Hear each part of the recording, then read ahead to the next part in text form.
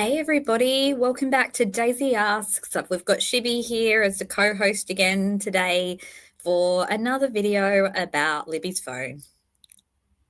Hi, I'm just the eye candy, really.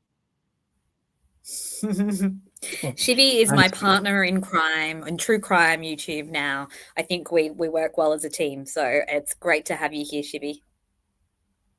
yep, I'm here willingly still. Still No, at the moment. no coercion. No coercion. Trust me. No, I'm not paying him anything. No. And she has nothing holding. She's holding nothing over my head. I swear. No, remember last night my time in our last live, we Hmm. found out that actually Scott knows who we are, remember? Oh no, yeah. We gotta put eyes on him. Scott's. We're gonna Anyway, deep deep dive him. yeah. Well, good to see everybody. I'm actually on my lunch break, so this is hopefully not going to go too long, but I always say that. But I've got an hour and a half, so an hour and a half max, but probably less. So anyone who's watching today, you'll probably have to go back and watch yesterday's, if you haven't already, at some point, because otherwise today's in isolation probably won't clear things up as much, because today's more a update from yesterday's video. But if you watch my channel regularly, you've heard about the cold shock theory anyway. But yesterday, I think we did a pretty good job of really finally nailing it all down, all the unanswered questions. And I created a document on Google Docs that's shared in the description of yesterday's live that can be used as a kind of explainer tool for anyone who wants to understand it more. Because goodness me, it's physics and digital forensics and a lot. And it's taken me weeks to get to the point of condensing it all down and fully kind of getting it right in my head. That said, I still don't fully understand all the physics of it, but the overall gist is there. And that's what I've tried to present in the document explainer. Today, though, we have another document. I've decided now I've gone from my Canva presentations to the Google documents. They're a little bit easier to do and they contain all that information in kind of a fairly easy readable format. So today there is a link in the description if you guys would like to look at it and follow along, and that is the FAQs and the response to the critiques of the cold shock theory. So feel free to click on that if you want to read along. It's a live document, so if we find any errors in it, we can improve it as we go along. But I'm pretty confident about this. But I did say that the other day about the other area we've been talking about, and I was proven a little bit wrong. So we were always going to just keep evolving. Okay. Well, yeah, you're gonna have it on the screen, right? I am. I'm going to put it on the screen, and Okay. it should be big enough for Cool. everyone to read. Cool. Okay, so the format of today is we're going to go through the FAQs in response to some of the questions and critiques of this theory. And then we're going to watch a video of me recorded earlier that is testing this out with AI. Basically, what I've done is I've put all of these documents into AI when I'm not logged in, so it doesn't know it's me. And I've deliberately asked questions as though the documents are silly or reaching to see what AI, Gemini in this case, not the AI that I've used generally, thinks of the theories. And spoiler alert, Gemini likes the theories. And not because it's trying to be my friend, because I'm actually trying to be someone who's detracting from them in how I ask the question. So you can watch that at the end. You'll get to have a little bit of a look at another independent, I guess, opinion of the theory. I was just saying to Shibby before we came on that I really don't want to do any more videos on cold shock theory, not because I don't stand by it. In fact, it is the hill I am dying on, but because I feel like it gets boring after a while hearing the same thing. So the last two videos will be, or today's video and yesterday's video will be the best indicator, or not indicator, best guide to this alongside the document. Were you going to say Right. something, Shibby? No, I'm not gonna read chat or say anything. Okay, cool. Well, hello to everybody. I can see lots of our friends in the chat. I think Hebby is in here being the mod, and Nicole as well is in here. So we've got two mods. chat amongst yourselves.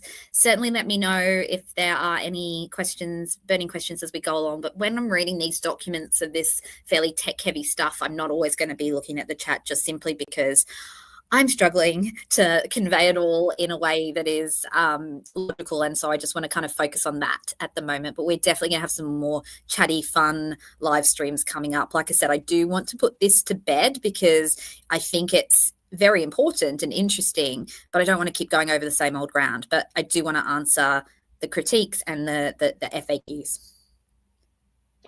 Cool. Yeah, let me just say hi to Dom showed up, Four Pits, Mimi, and Mustang 65. Hey guys, welcome. Let's have fun tonight. Yeah, welcome. So good to see everybody. Okay, so I'm going to pop the disclaimer on the screen as I always do. I'm not going to read it word for word because no one wants that. That's boring. But I do need to always put it up here because it is important. Oh, I'm fiddling around with stuff today because I'm not using Canva anymore. So just bear with me for 1 second. Actually, I should have done that while you were saying hello, Shibby, but anyway. No hurry. Yeah, I just had my hair all blown dried, so everything's perfect here. Hey, See-Through, thanks for joining us again as well. Hey, Hoodis as well. Oh, hey yes, guys. Good idea. Top chat reminder. Get rid of top chat and make it all messages. Yeah. Yeah, that sucks. I wish they put it in the settings. I know. It's silly, isn't it? I forget that all the time too. Okay, so I'm not going to, like I said, read over all of this. You all know by now that I'm not a digital forensics expert. I'm not talking as an expert opinion. It's just my own research that I've been doing on the evidence that's publicly available. And this presentation is just for educational discussion purposes. It doesn't qualify as any psychological opinion, even though I am a psychologist. It is really just a true crime interested person who's looking at the evidence for this Delphi case through the lens of various different tools, my own mind, my own looking at different patterns, my own pre-existing knowledge, and then using AI as my research assistant, and then bouncing these ideas off everybody in the community. And it's been so helpful because when I first presented this idea about a month ago, there were cracks in it. The overall gist of it made sense, but there were cracks, and it's actually been you guys, all the people who comment, critique, ask questions, that have helped me to really firm this up to a point where I'm now feeling like we've got a pretty coherent theory. So, correct, yes. Now, we all know who gets the final say, and that's Spooky and Kai. Yeah. And Lulu. Lulu's the one who holds the words up in front of me. What's that called again? I've forgotten. Just the signboard, like cue cards. She's got cue cards. She's writing stuff out for you. Yep. That's it. So Shibby is also, his role on this channel is to help me with my inability to think of words on the spot. So thank you, Shibby.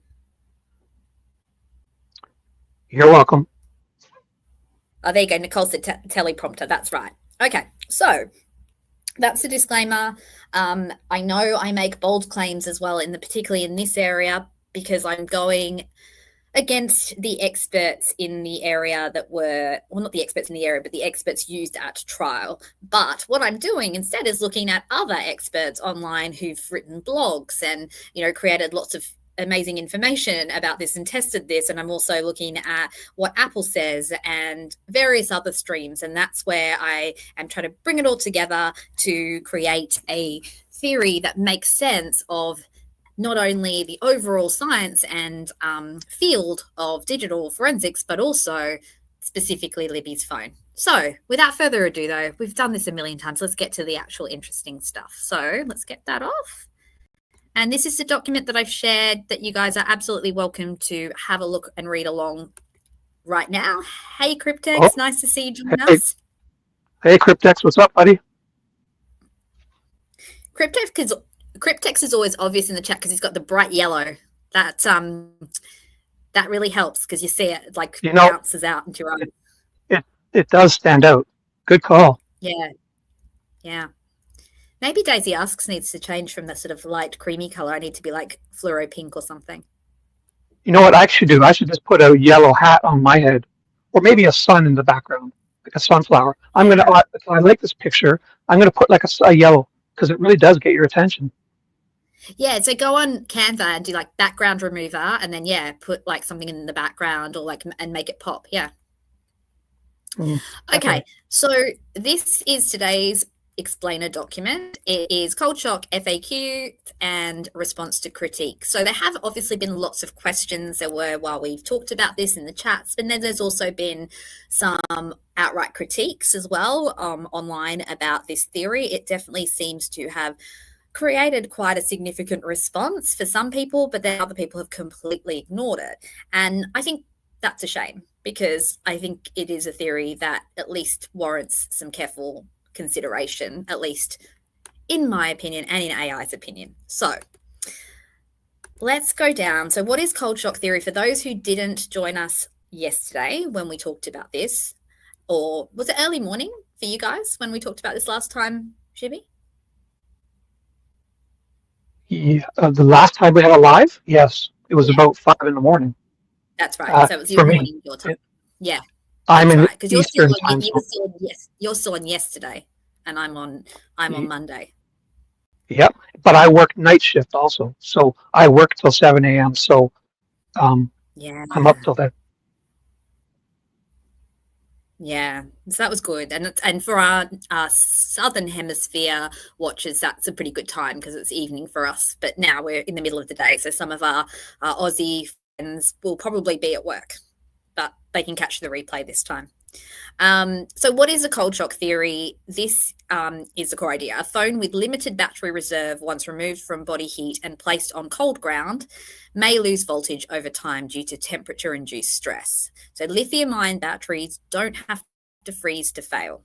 First of all, they can shut down temporarily if voltage dips below the system's cutoff threshold due to cold exposure. So, this is not saying that the phone froze, it's saying that thermal loss leads to voltage decline, leads to shutdown, is possible in realistic outdoor conditions, especially when idle but logging in the background. So the idea here is what happened to Libby's phone is that we know movement stops abruptly at 2:18. It does restart again later. However, it basically the phone from that point onwards starts showing signs of this thermal shock or cold shock because we see the battery start to tank, we see random screen on and off events, we see things that look like a phone that isn't actually operating as usual. And so this was the angle I started looking at a month ago when I was trying to make sense of that battery drop that a lot of us have seen in the data. And initially I thought it was maybe they were walking through the creek and it was water and cold, but I'm now pretty much set on the phone drops to the cold ground and gets affected by that.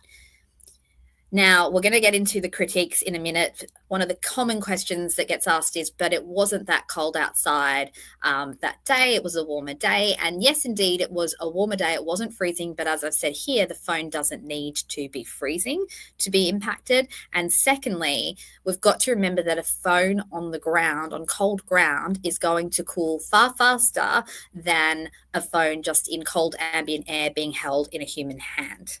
Okay. So, or in a pocket. So, how do lithium ion batteries behave in cold? This is a bit of a refresher for the people who've already been watching, but we'll get to the FAQs in a minute.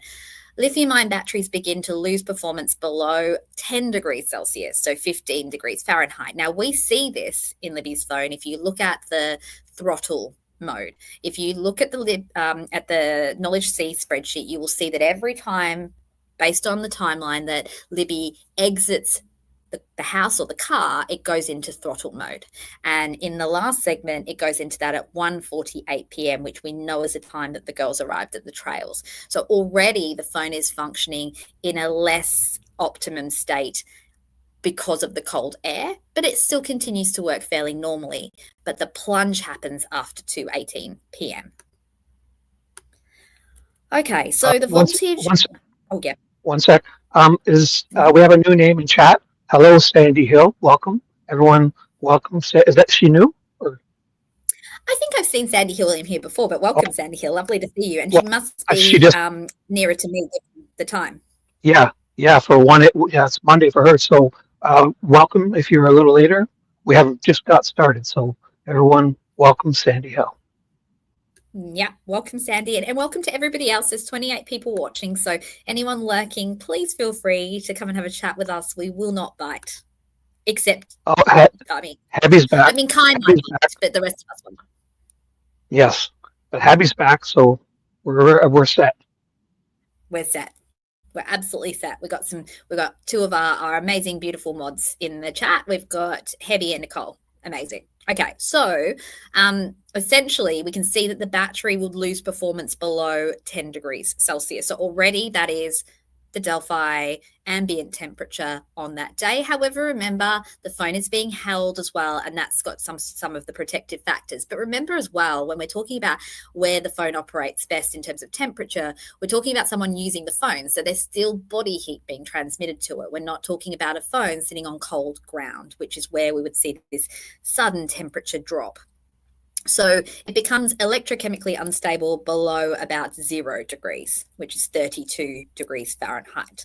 So what we're dealing with here is a phone that is maybe not at the worst. It's not freezing, but it's certainly not even close to the best. And it's far below 10 degrees Celsius in the ambient temperature, but particularly on the ground. So the voltage drops due to increased internal resistance, sluggish ion movement. I'm with you there, ions. I'm sluggish as well.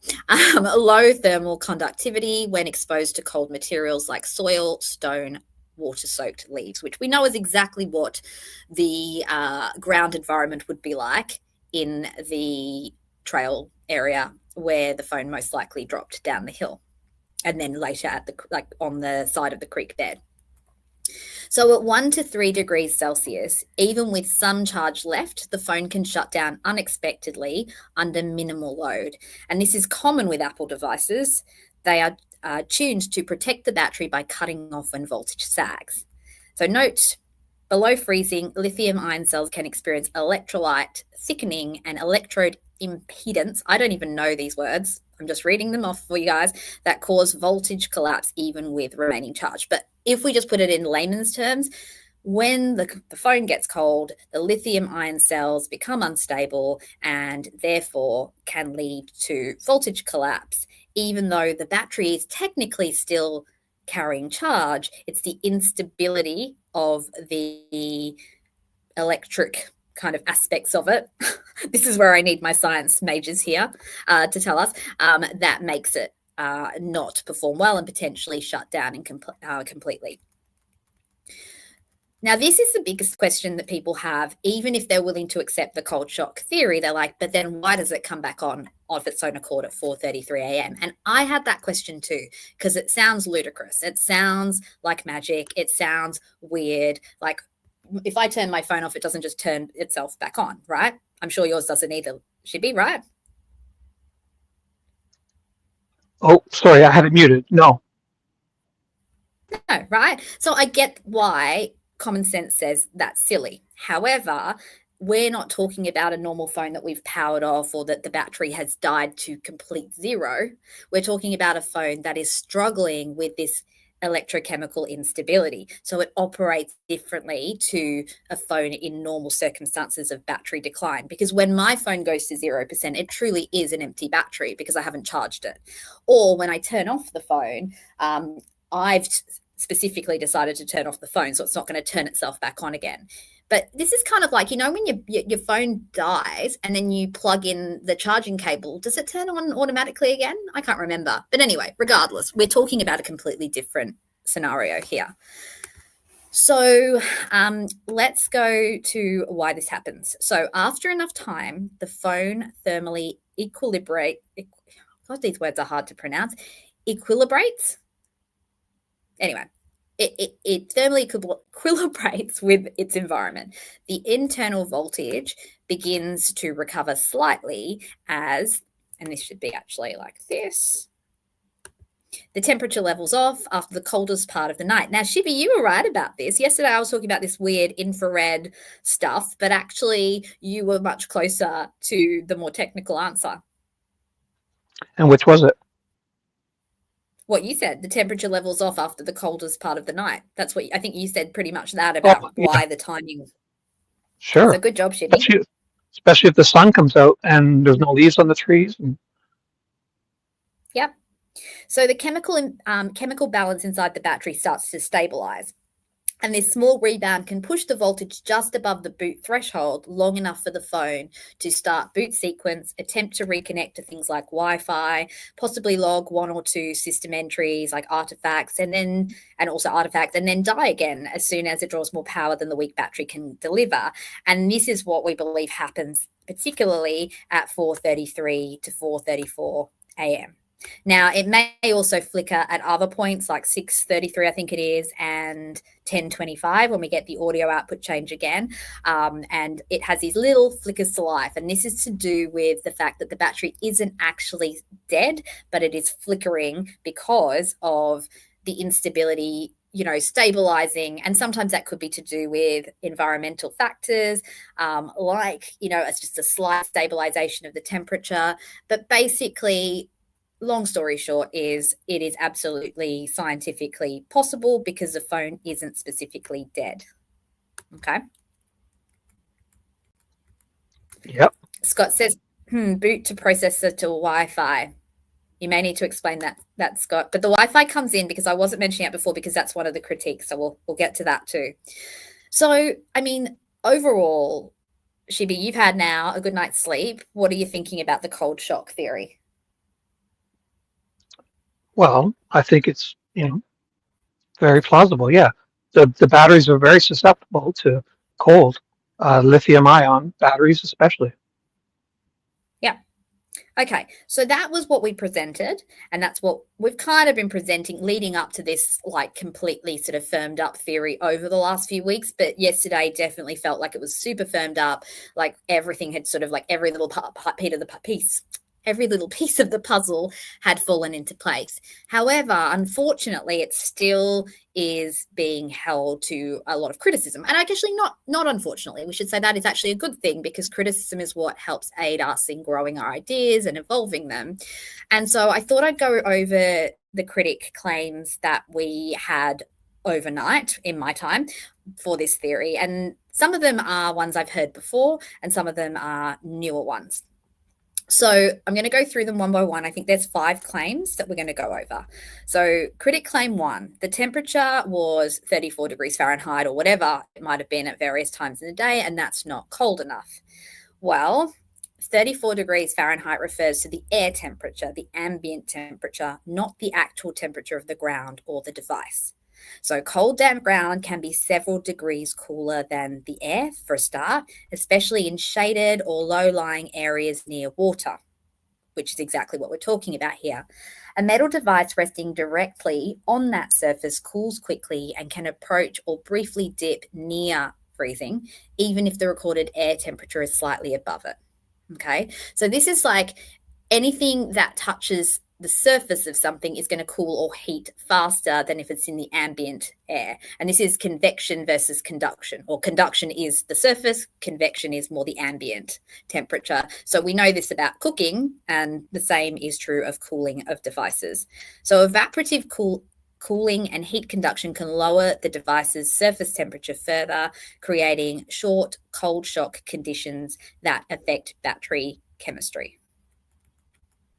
Apple users' reports and technical documentation confirm that iPhones may shut down at temperatures between 33 degrees Fahrenheit and 40 degrees Fahrenheit because lithium-ion batteries experience voltage drops and internal resistance increases well before freezing occurs. So the phone didn't need to freeze for the cold shock theory to still be an accurate understanding of what happened.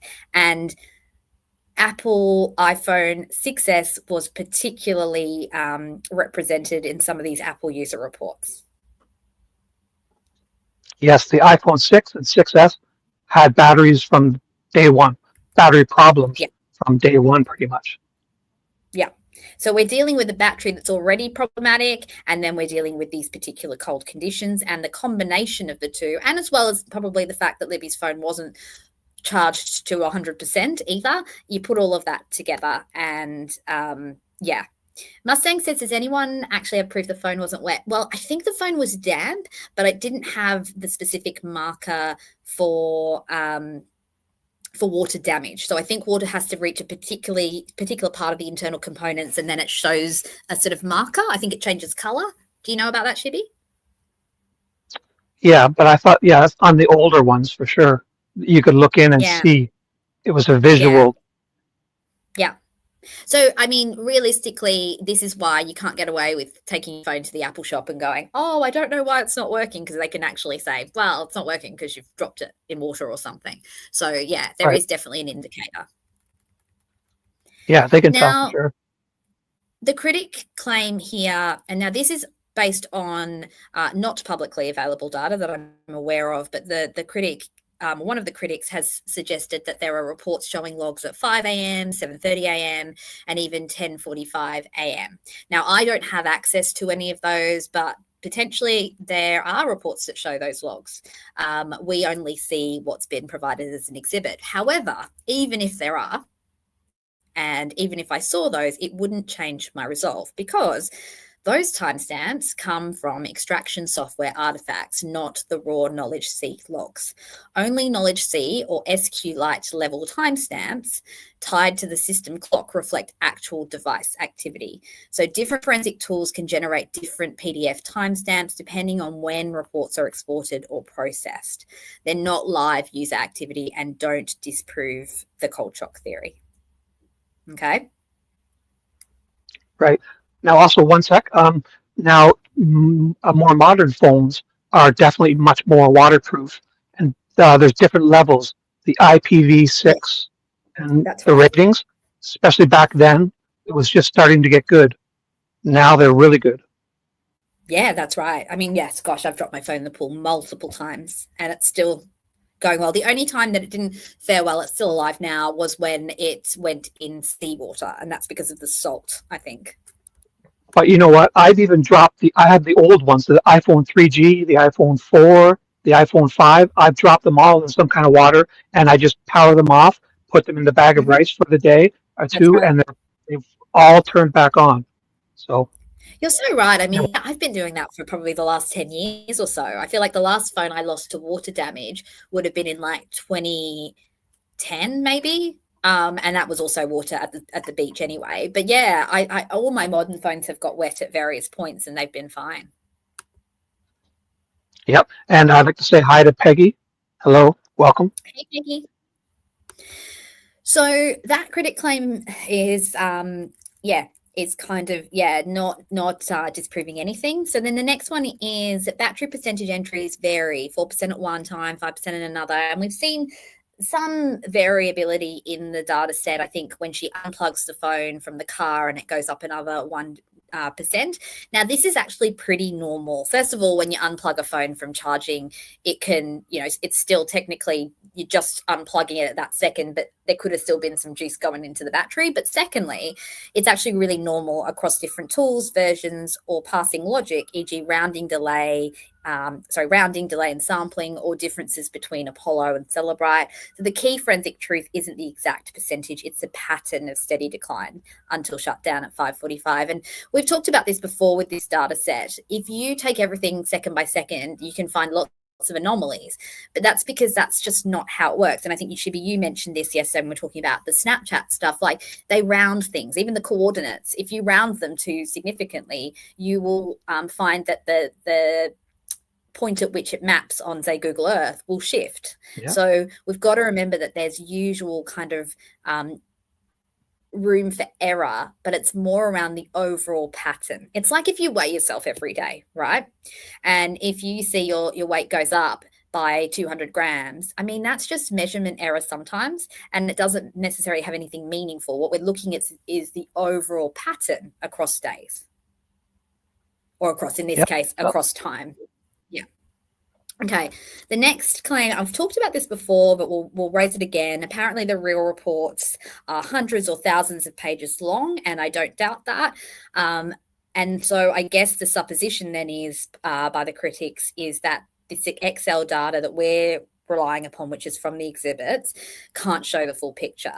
But it's not as simple as that. It's not that they go, oh, there's 1,000 pages here, but let's just pick the bits we like. Basically, what they've done is they've extracted the stuff that's most relevant and important to analyze. So the number of pages in a forensic report has no bearing on the completeness or accuracy of the core data. So, for example, if I do an IQ test on someone and I write a 50-page report, but now I only give you the actual findings from the Wechsler scales, the person's IQ is still the person's IQ. The report just gave you more background information or maybe explained it in lengthier terms. It's much more verbose. And to be honest, a lot of people just want the results. They don't want the 50 other pages of stuff, right? So the 1,000-page report simply reflects how a tool formats and prints the underlying database. It's not additional hidden events. It's not like, again, if I take my IQ example, it's not like I'm only telling you the verbal IQ, but not the perceptual IQ. It basically would be that I'm giving you the bare bones important stuff. And so basically, when Cellebrite or Magnet Axiom export a database like Knowledge C, they produce thousands of PDF lines because every event is expanded into multi-column rows and verbose XML tags. The 2,000 lines of Knowledge C Excel spreadsheet that we have, it's about 2,000 lines, represents the actual past entries extracted from the SQLite database. So it's not a summary or redaction. Each line corresponds to one event with a timestamp, bundle ID, and state. That's exactly what the long report would contain, only formatted differently. And it may include other background information that is basically not necessary. I suppose it's not giving you any new information. So in short, thousands of pages claim is a presentation artifact, not evidence of missing data. The data set already reflects the complete timeline necessary to understand the device's behavior. So essentially those 5 critic points are all essentially not relevant to the cold shock theory. And in fact, some of them, I think one of them in particular, if we go right back up, this one here is actually accidentally confirming the cold shock theory, because the very fact that we see a Wi-Fi log or anything at 4:34 a.m.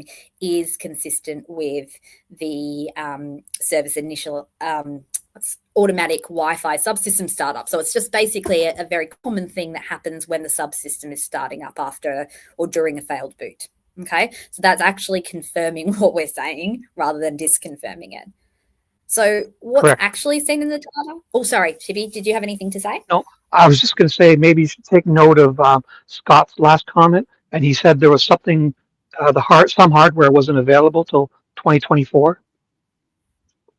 Not Yes. sure exactly. Yeah. Oh, he's saying the battery data, the percent battery data wasn't. Okay, that's really interesting, isn't it? So yeah, so when there's different information showing up in different reports or extractions, yes, it seems like muddled and muddy because we've got multiple different reports, but when you combine them all together, it's just providing the layers of information, but they're not directly contradicting each other. One last thing, Amy, we can cancel the Bolo. Dino has arrived. Hello, Dino. Everyone, welcome. Hey, Dino. Welcome. Welcome. Good to see you. Mustang saying that she hasn't read the trial transcripts because no one puts them out to read for yourself. If you go to the GitHub, all the transcripts are available there, because you're right. I mean, when you're seeing any of this data, the exhibits or the transcripts through any of the creators' eyes, including myself, you're going to get our own spins on them. And sometimes those spins will be based on what we know behind the scenes. Sometimes it'll be based on other technical knowledge we have, and sometimes it'll be based on our own biases, like we talked about before, confirmation biases. It's really hard, and that's why it's so important to do this as a community, because then we can kind of benefit from all of the background knowledge people have in different areas, but also iron out some of the confirmation biases. Right now, Dino said he was late because he had to change a flat tire on his house. So no problem, Dino. we accept your excuse. Peg is making a good comment here that she's reticent to consider somebody who uses a Google search to understand things, and yet is an expert. And I absolutely agree. I mean, if you Google search, what does audio output route equals 1 mean? It will tell you headphones, because that's what it means now in iOS, whatever version we're up to now. However, that's not what it meant in iOS previous to iOS 11. And the only way you could find that out would be through really digging through like lots and lots of stuff. And I mean, I found it hard to find this, I found it hard to find the sources for this, but it was a combination of different resources that had all kind of helped me to figure that out and what that meant. And my first instinct wasn't even to Google, it was to go, okay, well, what else happens when we see the audio output route change? And I started to see patterns in the data. So again, this is where analyzing a line in isolation doesn't actually help anyone. We really need to look at patterns. And so Mustang saying AI isn't reliable, for sure, but AI, and I think she's talking more about the transcripts, but what you do is it's the combination of you asking questions and looking for patterns and using your human kind of instincts that AI doesn't have, with our AI's capacity to pull data from so many different sources. And so, yeah, AI, if you put these questions into AI, they will immediately potentially just agree with the common stories that go around, particularly about the Delphi case. If you put into AI, is Richard Allen guilty beyond a reasonable doubt? I found that AI generally will say yes, and it will give you all the reasons that he's this terrible person. And then when I go, well, what about this? And had you considered this? And what about this? And then it's like, oh yeah, actually, maybe not. So I agree, you can't use AI as your full opinion, but if you ask lots of questions, you dig further and you use, I guess, other skills and knowledge you have, you can come to a fairly good theory, and then you can test it back on other AI platforms, which is exactly what I did. And we're going to watch that in a minute. Yep, I'm with you. The final summary before we go to that is the cold shock theory does not rely on extreme weather, magical thinking, or cherry-picked artifacts. It's grounded in known lithium-ion physics, raw knowledge sea timeline data, realistic exposure conditions, and ironically, even evidence raised by skeptics. So when a phone shows a Wi-Fi attempt, for example, at 4:34 a.m., hours after a cold shutdown, that isn't suspicious. It's expected. It's science. So, now, I mean, we all have to be. One sec. Wait. Oh, yeah. Are the documents available without AI on All Eyes site? Because Mustang seems to think that they're all altered with AI. Yeah, she has the raw transcripts. Yeah. She's got the raw transcripts that were received. Okay, Mustang. So now we've got that settled. Okay, Mustang. The documents are all on All Eyes website, and they're free to anyone who wants them. So yeah, we don't need to keep going over this. It's the best resource. Like everything's there. I mean, because I save them and then I lose them and then I save them. They're all up there, which is really great. It's really helpful. One last thing I was going to say though is, I mean, like, I have made errors along the way with my interpretation of this. So please don't take this as me going, well, see, there you go, I told you so. Because I didn't. I saw this theme for the last month of the cold shock, but it's taken me a while to really then test and retest and test my understanding and ask more questions to get to a point where I feel like we've now gone down all the various different tunnels and gone, okay, this is a coherent theory. However, still, even yesterday after the show, I realized, wait a minute, what was I even talking about with infrared rays? So there are still areas that I don't fully understand, but the overall gist of everything here now is a very coherent theory. And I'm going to show you why in a minute when we look at what another AI platform thinks of my ideas. But before we do that, Shibby, any thoughts? No, I'm just trying to keep up with you. I'm drinking my coffee really fast, trying to stay at your speed. Okay. Does anybody have any questions? I think Peggy's saying, what about the data transfer? Peggy, which one are you referring to? Just let me know. Oh, hey, GD Worker. Thanks so much for joining us. Hello, GD Worker. Peggy, I think, Peggy, if you're referring to the Apple Music stuff, we will. I mean, I can screen screenshots of that up. Probably not now because I don't have it on my computer here. But I don't think there is any data transfer. It's basically just Wi-Fi trying to reconnect. So if we look at that particular screenshot that I've seen on X, that's what that's about. It's not actually any data transfer. But I mean, again, happy to reconfirm that, and we can look at that, and I'll do a short if I do reconfirm and it's something else. But at this stage, I'm saying it's literally just the sort of failed system boot. Oh, hey, Andre, good to see you. Okay, so definitely keep putting questions in the chat, because now I'm going to play a pre-recorded video. So Shibby and I will be free to go in the chat. I can still stop the video and we can talk as well. So feel free. We'll all be in the chat together now. So let me just, I'm going to take us off the screen now, Shibby, for a bit, okay? Oh, yes, actually, no, yes. I'll leave us on the screen, because then that way we can pipe in if we want to. So I will leave us on the screen, but we'll mute ourselves while this is playing. Okay. Oh, wait, 1 second. That's Andre. GD Workers, yeah. Andre. So, hello, Andre. I didn't know it was you. Andre's like my little lurker angel. I won't say when, but every now and then, if she's lurking in a chat and she sees me typing, half of my good comments come from Andre. She sends them to me on a Discord private message, and she says she doesn't want credit for them. So she sends me some really smart info, and I repeat it as if I'm the one I'm talking about. Oh, that's great. Yeah, Andre, all of the names are all messed up at the moment for some reason. So this is me testing it. Okay, sorry. So Shibby and I are going to be muted, but we can come back on and chat. Shibby, let me know if you want me to pause the video if you do want to say anything, but we'll just be in the chat now. Yeah?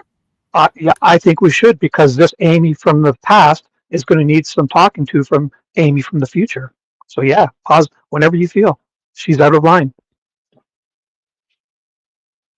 I'm muted. I was going to say we still need to talk to Amy from last week. We will do that because I think that'll be a funny video where we debunk our own video. But yes, that can be later in the week. Whatever you want. Sorry about it. And we will bring Kai on camera for that one. Anyway, okay, let's watch this. Out the hypotheses around Libby's phone with AI, without the AI having any historical knowledge of me, and using a different AI platform, Gemini. Now, I've heard good reviews of Gemini. I don't usually use it. I'm not signed in, as you can see in the top screen. And so what I've done is I've copied and pasted the explainers that I've made and asked Gemini for its opinion. Now, I've deliberately asked it in a way that is non-biased or more biased towards thinking what I've written is silly. Okay, so I've said here, does this sound accurate or like a layperson who has no clue? And what I've posted then is the cold shot power cycle of Libby German's iPhone. And underneath, if we open the entire thing, you can see the entire document that I've shared with everybody. Okay, so let's hear what Gemini has to say about that. It says, this analysis, the cold shock power cycle explained, sounds highly accurate, bolded. From a technical and forensic perspective, it absolutely does not sound like a layperson who has no clue. Instead, it presents a detailed, logically structured and scientifically grounded argument. The author uses appropriate terminology, accurately references known physics, chemistry, and correctly interprets digital forensic patterns. Here is a breakdown of why it is accurate and what makes it technically sound. Now we've got here some different sections. I'm going to read through it all, but it might get a bit boring after a while, so I'll see how we go. Technical accuracy and scientific rigor. The core argument is based on well-established principles of lithium-ion battery chemistry and Apple iOS power management, which is a sign of technical understanding. Lithium-ion physics is correct. The explanation of how cold affects lithium-ion cells is spot on. Okay, so it then goes through those different points. I won't read all of it because it will get boring, but you can read it on the screen. Pause the screen now if you want to read it. I think that should show on the screen. We then have thermal shock rebounds, the concept of voltage recovery, and this is where I said that the phone could flicker back on at 4:33 a.m., but also at some other points potentially as well. We've got iOS power management. The analysis correctly references thermal throttling as a protective mechanism against both heat and extreme cold. And that's another argument I made in that document. So digital forensics interpretation. The author's interpretation of the log entries is consistent with how iOS devices log system events, particularly during power failure. And here we've got the unpaired audio route, we've got the baseband brownout signature, which we see in the data set. We've got the overnight ghost activity, the flickers.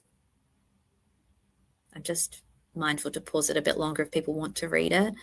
And then the conclusion, this analysis is a strong professional level reconstruction. It moves beyond the battery died explanation and uses technical evidence, log data, combined with physical principles, lithium ion chemistry and heat transfer to create a coherent non-human intervention-based timeline. It successfully links 3 distinct fields, physics, battery engineering, and mobile digital forensics to support its conclusion. Okay, so this is not me saying it. It makes sense. This is Gemini. Now, obviously, Gemini doesn't have the data set. It doesn't have all of the information. And so we can't say that it's analyzed the data, but it's analyzed my analysis of the data and says that it's sound. What we could do, I was just thinking, sometimes in these systems you can actually, no, you've got to sign in to upload the file. So I can't do that. I'm just going to ask it, what other reasons could there be for the pattern described? Okay, so what other reasons other than cold shock, it's not very well written, but you know what I mean, could explain similar events, e.g. Faraday bag, removing and inserting a SIM card. What else do we have here? Plugging in headphones or data tampering by someone. Okay, let's see what it says. That's an excellent question and one every digital forensic expert must consider. The key to differentiating the cold shock cycle from human-induced events lies in the digital forensic signatures. So here's a breakdown of how alternatives would typically present differently. So this is all based on the specific messages, timing, and sequence of entries in the iOS logged files. So it says the use of a Faraday bag or signal loss isolates the device from cellular, Wi-Fi, Bluetooth, and GPS signals. So we would see a very different code from baseband brownout signature, which is what we do see, to signal loss signature. That would look different. And again, you can see this on the screen.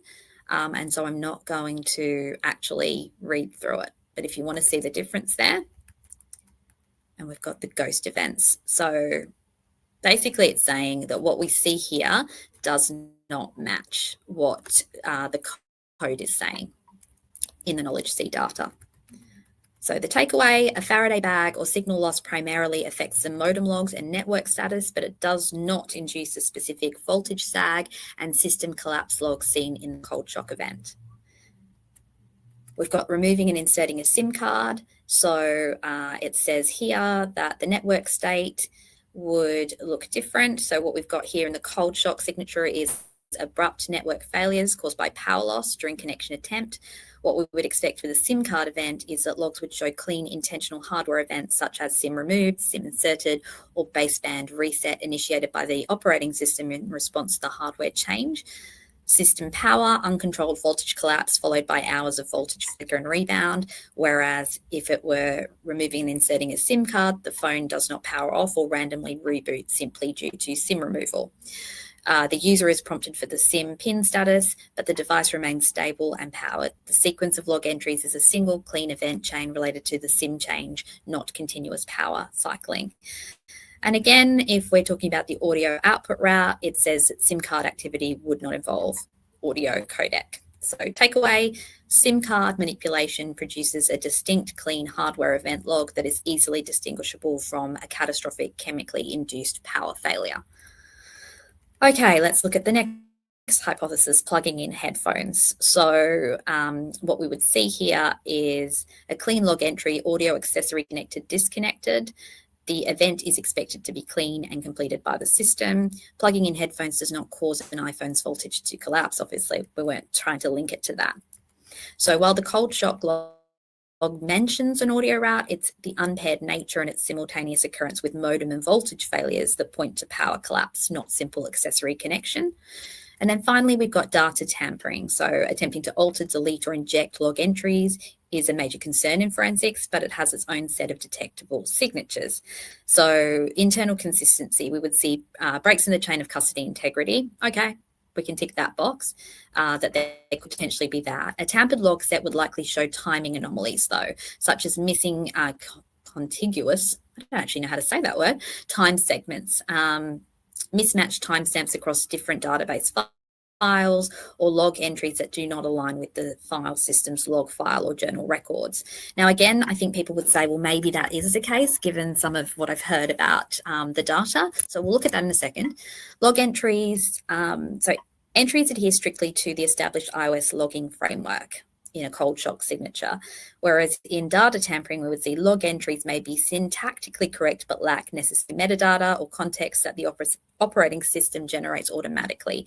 A tamperer must perfectly mimic the complexity of the kernel's logging, which is extremely difficult. So I think this is the main point that I would say, because it seems like it's very difficult to could be quite hard to do. Anti-tamper evidence, tampering the user-facing logs is hard, but tampering the underlying system logs like kernel, panic, PMIC events, or whatever that is, MFT records, is exponentially harder and leaves significant detectable digital traces that forensic software is designed to find. So we would expect then that the software used by Eldridge would find clues of that. So the takeaway is the consistency of the cold shock log, where a single physical explanation accounts for the phone going dark, the failed call, the unpaired audio route, and the subsequent flickers, is the strongest evidence against simple data tampering. A tampered record would struggle to maintain such complex internal scientific consistency. So if we're to expect that this has been tampered with, we're expecting someone understood the cold shock signature and basically entered that into the data sheet or the data, and that wasn't then picked up when Eldridge used magnet axiom to look at the data. So let's actually just ask that.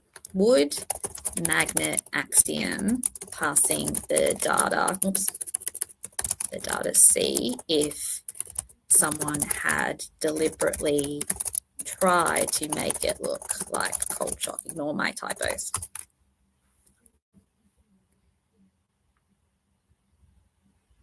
So yes, it would be highly effective at determining if the cold shock power cycle was deliberately faked or if the logs are genuine.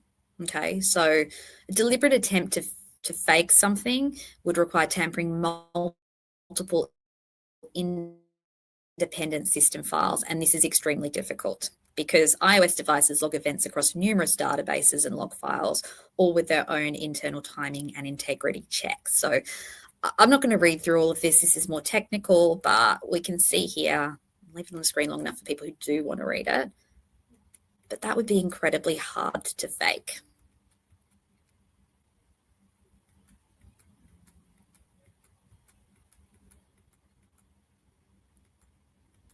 Okay, so I hope that helps, I guess, people to see that this isn't just some outlandish theory, that it's actually quite well supported. In fact, very well supported. This has taken me weeks to get to this too. So, you know, it's not that I haven't asked a gazillion questions along the way. I would say gazillion, don't know what gazillion means. Okay, so the next one is the headphones one. I did the very same thing again. Does this sound accurate, or is it more likely a headphone insertion? And again, I've copied the explainer document that I've shared with everybody. And we've got here, this is a highly detailed and well-argued forensic counter-analysis to the claim that the log entry indicates user plugging in wired headphones. Based on the technical arguments and supporting evidence presented, the analysis suggesting it is related to incoming call initialization, that's Becky Patty's call, interrupted by a cold shock battery failure, is more technically sound and comprehensive than the simple headphones inserted interpretation. Again, It's got a whole lot of reasons why it's compelling. I'm not going to go through this again because it's going to get lengthy. And you're welcome to do this. You can copy and paste the file and do the very same thing. But the conclusion on accuracy, it's almost certainly incorrect that it was headphones, or at the very least, a misinterpretation of the data when viewed in isolation.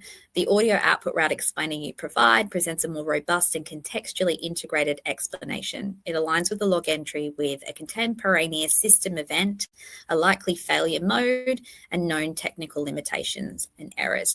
Now, again, caveat here, I have not put the full data set into Gemini because you need to sign in to do so. However, I have put the full data set spreadsheet into ChatGPT, and it has come up with these same conclusions.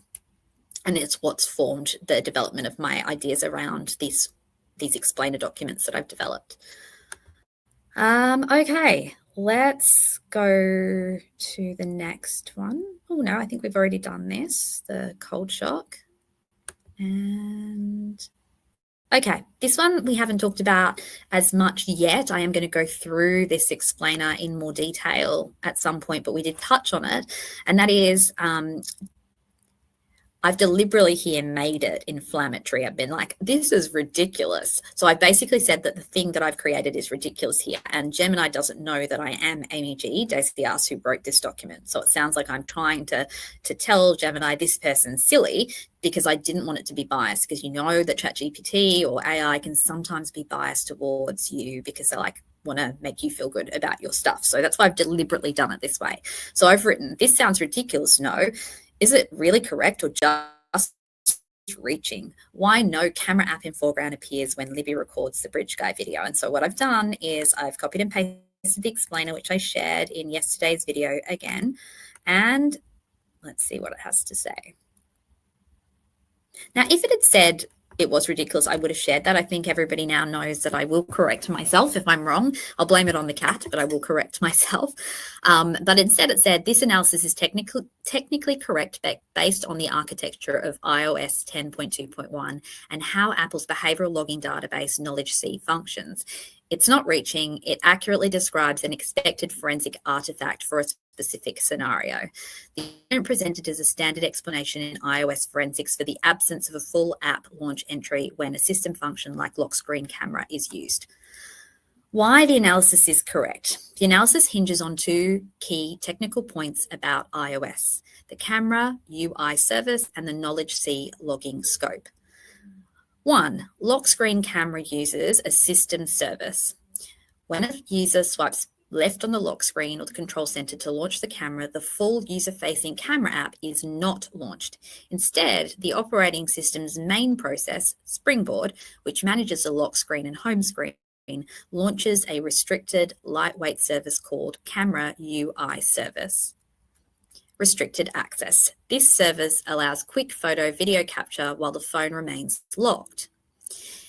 It cannot access the user's saved photos or settings, maintaining security.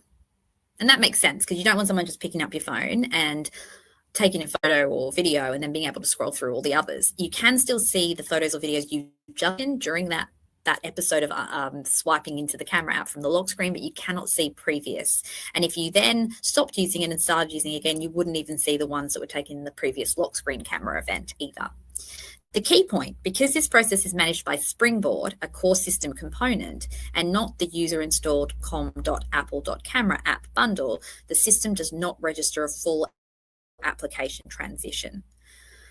So Knowledge C log apps bundles, not system services. So it logs app bundles, not system services. The Knowledge C database primarily logs when a full user-installed app bundle identifier, like the camera app, moves into the foreground. System action. Since the lock screen camera is running as a Springboard managed service, it is treated as a system action rather than a foreground app. Therefore, the specific entry, camera app in foreground, never gets created. Its absence is the expected artifact of a lock screen capture.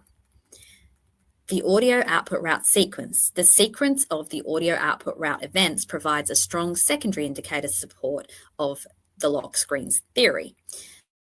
The start is immediately after the video capture. The phone initiates an AV audio session to encode and save the video file post-processing. This indicates the start of the cleanup process. And the end, which is actually 7 minutes later, I've got approximately 10 minutes, in a system-managed lock screen session, the operating system controls the teardown.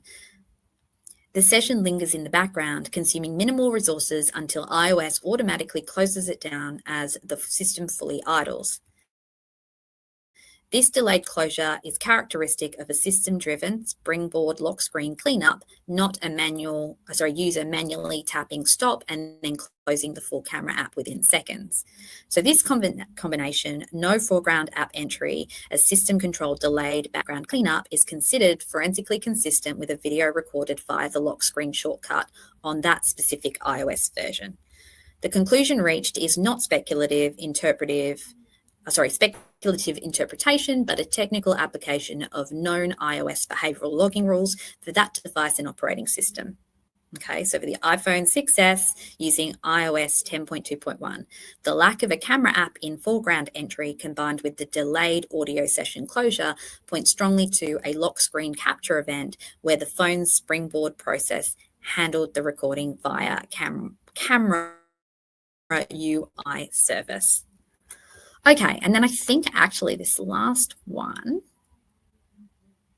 I think there was one more where I'd put the FAQs into it, but now I think I've lost it.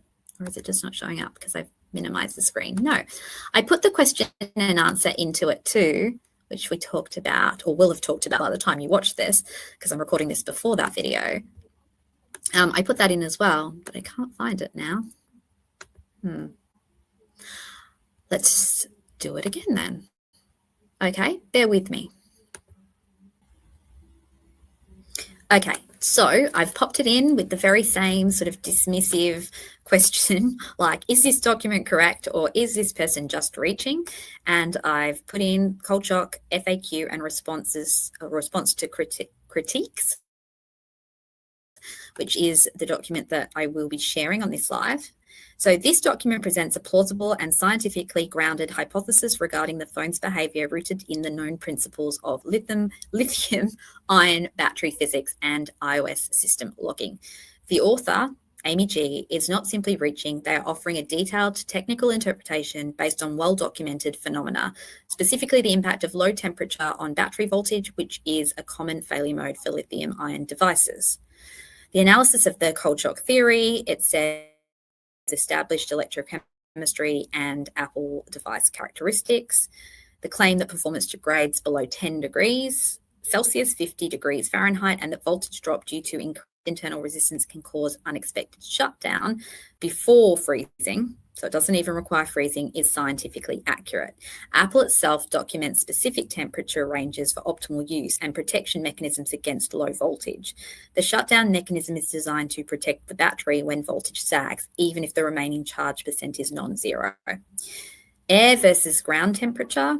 The response to the critic claim, number one, is valid. The conductive cooling from placing a metal-cased phone directly on cold, damp ground can quickly lower the device's internal temperature to near freezing or below the critical voltage threshold, even if the ambient air temperature is slightly above freezing, for example, 34 degrees Fahrenheit. And that would also apply for 40 degrees Fahrenheit too, because that's not a whole heap more than freezing either. Okay. Actually, we'll double check that because I just realized it's taking the morning temperature rather than the afternoon. So we'll do that in a minute. The flicker rebound, this is the most compelling technical point. The proposed mechanism that a slight voltage recovery hours later due to thermal equilibration or chemical stabilization could briefly push the voltage above the boot threshold, allowing the device to log a single event like a Wi-Fi attempt before immediately crashing again due to the power draw, is a recognized behavior of deep cycled or cold stressed lithium-ion batteries. The Wi-Fi log at 4:34 a.m. is logically explained as an automated subsystem startup during the failed boot attempt, not a suspicious human activity. This fits the flicker phenomenon perfectly. So we're just going back to the critique now. The author's response is strong to the critiques. The later log timestamps, strong, identifies these as potential extraction software artifacts. We've got varying battery percentages strong, explains this as normal tool passing variation, rounding, sampling. That doesn't negate the core pattern of decline. And the fact that the report is thousands of pages, so the Excel data is incomplete, that's not correct either. As I've mentioned in the document I've put, it says that document, which is the document saying that this isn't correct, correctly states that large page counts are presentation artifact verbose formatting and don't indicate missing core entries from the underlying SQLite database. So the conclusion is the document's theory is a sophisticated and internally consistent explanation for the device's specific logging anomalies. It uses technical knowledge of battery performance and operating system logging to explain the data pattern, a steady decline followed by a single brief non-user initiated event. Therefore, the person is not simply reaching, they're utilizing forensic interpretation to provide a technically sound narrative for the data based on known physics, which is a standard part of digital forensics. Now, I'm not taking full credit for all of the conclusions I came to. AI helped me. I found the patterns and I put those patterns with questions and ongoing kind of research questions to AI as my research partner that knows a lot more about physics and forensics than I do. And together, collaboratively, we use the collective human wisdom of seeing patterns and understanding behavior and giving context with the amazing intellect of AI and the amazing capacity, I suppose, to access all research and data that's available online, and we put it together. And over time, it's been refined by constantly looking at what criticisms actually hold weight and what don't, what questions kind of come up. And that's where we've kind of evolved with theory now over, gosh, it's been about a month, to a point where it's pretty solid, according to now another AI platform. But let's just ask that question. What about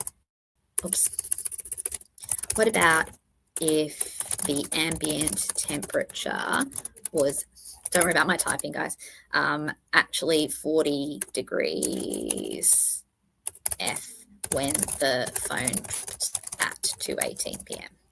Okay, let's see.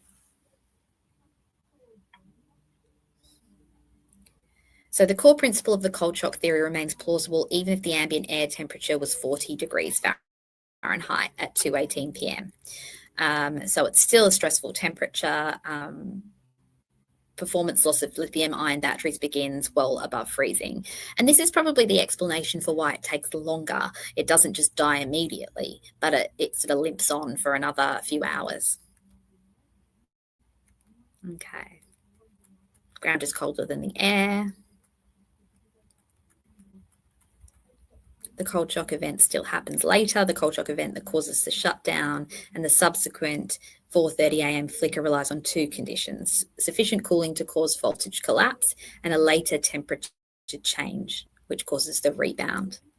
Okay. So it still remains consistent.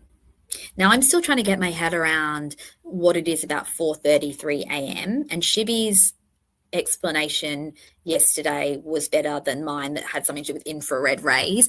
I think I may have definitely overreached a little bit there, but yeah, I mean, essentially something happens to at least semi-restabilize at various points, and that could be to do with the relative cooling effect, if that makes sense. So if it stayed sort of the same over a while, that might help it to kind of recalibrate better than if it's kind of jumping all around, perhaps. I don't know. I'm not going to say that with any certainty. If we want to really fully understand that, we could, but overall, the data supports this theory. I hope that helps, and I hope that, again, gives this a little bit more credibility. I know this is just AI. This isn't actually a human being looking at the specific data, but this was a combination of me and ChatGPT looking at the specific data that we had, which isn't the thousands of pages of report, which apparently doesn't really matter because that's a lot of verbose data that we really need those key entries, and we've basically plugged those key entries in. We've come up with this theory and evolved it over time, and now we have taken it to another AI platform, the overall documented idea, not the specific data, and it's agreed and said that it applies. Now, what we could do is we could then sign into Gemini and put the data set in, and I'm happy to do that if people want me to, but I hope this is given enough compelling evidence.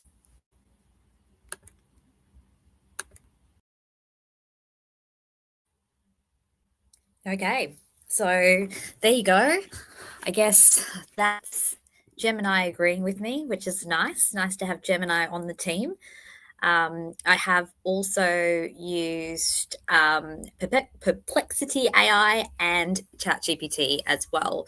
So I have confirmed it from a number of AI sources. I know AI is not the be all and end all, but yeah, I think the overall sense from looking at the data myself, from putting it into those platforms, from talking to scientifically minded people, from consulting with or looking at, I guess, available information online, I definitely do feel as though the cold shock theory makes sense. I don't feel like the data has been tampered with. I can definitely agree that there may be things that they could have actually got from the data that they didn't, like, for example, on and off times and things like that. But because they mucked around with the phone and turned it on and off, like, they may have lost stuff because of that. But I think that the overall essence of the knowledge C data is pretty accurate. Now, I'm not saying that to be in agreement with the state with everything, but I will give credit where credit's due.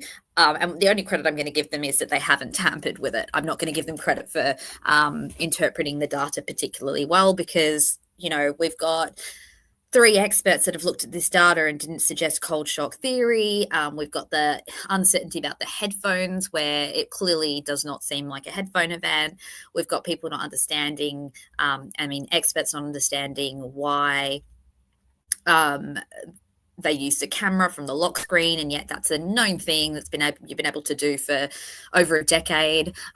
We've got lots of things that they didn't seem to understand, and most importantly, the part that I haven't talked about today, and we will talk about more, the part of the knowledge C data that interests me the most, we've got them not understanding or choosing not to mention the fact that the girls receive an incoming Snapchat notification at 1:51 and appear to reply to it via a video message, not a video call, but a video snap at that very point as well, through a direct message. Who received that? Who were they communicating with?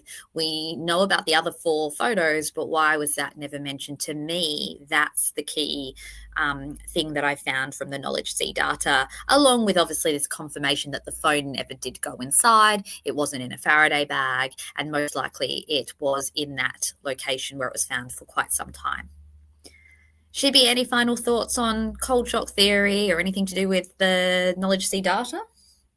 Well, more about my assessment yesterday, and I thought about it, what you said, and I thought that the one guy might have been answering questions in favor, intentionally dumbing himself down. But then when you pointed out that it was not biased, that it was for the defense and prosecution, so made me wonder that some people just weren't knowledgeable at all, and they weren't faking their lack of knowledge.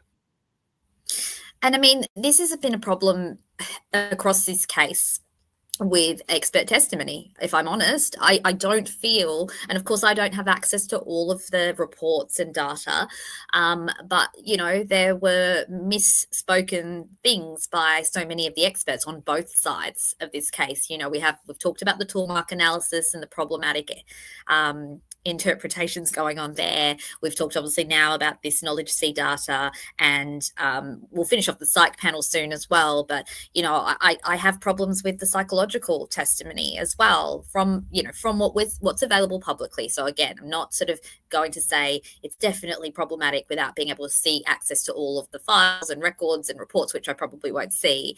But yeah, there's a lot of misspeaking, and it worries me. Yeah.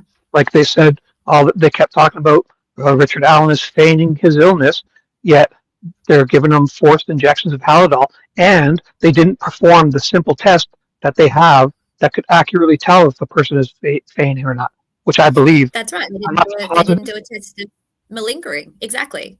Yeah, yes. So there's that. They want it both ways. And And I believe, and I'm going to have to double check this before the psych one. So this is just a belief at the moment. I haven't confirmed it, but I believe that one of the experts says that a brief psychotic episode is no longer in the DSM-5, which is not, I believe, correct either. So, this is the problem. And, experts are fallible. I understand that. I have also made errors like that. I'm not an expert witness in any capacity, but I definitely make errors. I misspeak. We all do it. But I think, unfortunately, there were a number of errors that really impacted the trial for Rick Allen. And I think these do need to be cleared up, even when they don't seem favorable to the defense or the state, whoever side you believe is more credible. I think the point is we're pursuing the truth. We're not pursuing a narrative that we want to believe. As much as I find that hard, because I want to believe Rick is innocent, and I still do, and sometimes I do try to pursue a narrative that supports that. But when it doesn't add up, then I have to let it go. And that to me is really advocating for justice and truth, and not confirmation bias. All right. And I'd like to announce that Peggy's noted that Scott officially broke AI. And I believe, I picture, like when they lost the tip in the Orion system, it happened to start smoking and overheating, just like those fembots in Austin Powers, where their head spins around and just pops right off. So way to go, Scott. Good imagery there. Well, it was a lovely chat today. Like, really good to have everybody, engaging in the chat in a really collaborative way. And I know there's still some different opinions, and that's totally fine. If we all work together, we all have this collective wisdom and life experiences that help us help each other. And that's the whole point of Daisy Asks channel. It's meant to be about collaboration. Daisy was a beautiful dog. Dogs are pack animals. They work as a team. They don't work independently. And that's what Daisy Asks channel is all about. So if you do disbelieve things that we've talked about or have any critiques or questions, always comment, always put them up. I mean, try to do it in a nice way, not dismissively if you can, and I'll try to do the same. But essentially, yeah, that's how we grow. That's how we evolve our opinions, and we evolve our understanding. And this case is so complex. I don't think anyone's going to pick up that knowledge C set and go, oh yeah, this is what's going on. So obvious. Clearly, the experts struggled with it, let alone people like myself who had no clue what knowledge C was until I looked at this spreadsheet. I don't understand half the stuff you're talking about, but I just nod my head and say yes. So yes. Look, I didn't understand most of it either, so I never want to make out like it's so easy for me. It wasn't. This is hours and hours of my obsessive need to figure out things, and asking us, like I said, millions and millions of questions. Maybe that's an overstatement, but a lot of questions, a lot of missed sleep opportunities, and no binge watching on Netflix, just literally binging on AI and other ways to find information. So, yeah, okay. Anyway, I want to close up this discussion. Of course, if anything new comes to light, or if there are any questions that are unanswered that can't be answered, say in the comments or the community page or in a short, I can make another video. But I do feel like this is a bit dry, and I want us to get onto the more, in my opinion, of course, this is my opinion because it's my area of interest, I would love to get back onto psychology and forensic psychology and understanding behavior, because I think that's where I get really lit up. Well, Amy, I'm riding your coattails, so wherever you decide to take me, I'm going with you. Perfect. It's so good. It's so good. I always thank Shibby every show because it really does help me. I definitely feel like I'm more centered and better when Shibby's in here with me, and when you guys are in the chat. Particular shout out to the mods and to some of the real friends of the channel like Adrienne and Peggy and Scott and everyone. I don't want to feel like I'm only singling people out, but though there are certain people who've been particularly helpful as well with the technical stuff, and then there's people who are very helpful with the validating, compassionate, warm stuff that makes me feel like I can get back on here, even though it's been a bit of a war zone. So everybody's efforts are appreciated. All the people who are liking and subscribing and promoting the channel. Like I literally still cannot believe so many people actually want to listen to me ramble on for hours.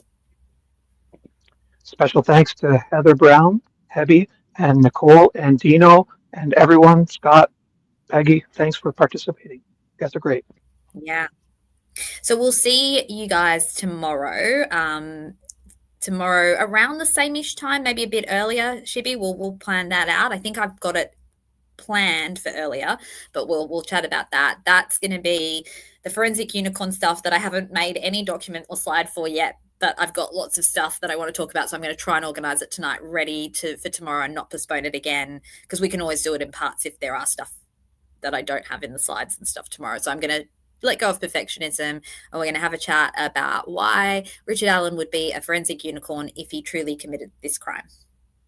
Right. So exactly. Yeah. like and subscribe if you haven't. Lurkers, please comment and join us. We're a nice community, and we'll see you soon. All right.